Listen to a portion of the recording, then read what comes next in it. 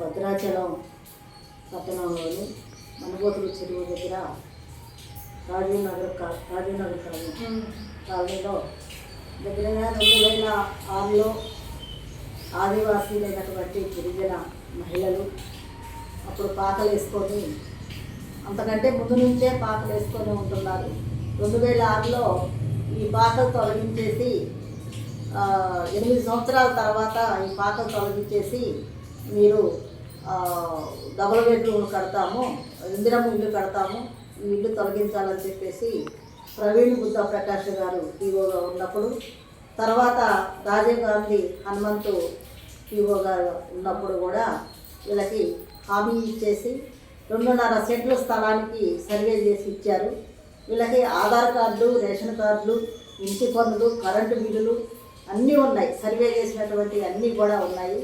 అయినా సరే కేసు పెట్టి జైలుకు పంపించారు.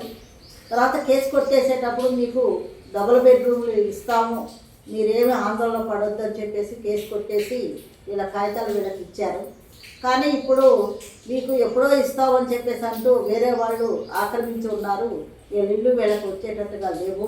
కాబట్టి అర్హులైనటువంటి ఆదివాసీలకి డబుల్ బెడ్రూమ్ మనుబోతుల చెరువు డబుల్ బెడ్రూమ్ ఇల్లు వీళ్ళకి కేటాయించాలని చెప్పేసి సిపిఐఎంఎల్ మాస్ లైన్గా మేము కోరుతున్నాము.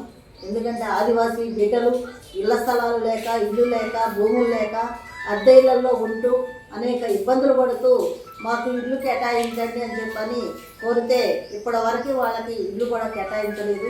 మరి 2.5 సెంట్ల స్థలం సర్వే చేసి ఇచ్చారు, ఇంటి పన్ను ఇచ్చారు, కరెంటు బిల్లులు ఇచ్చారు, అన్నీ ఇచ్చేసి కోర్టుకు పంపించారు.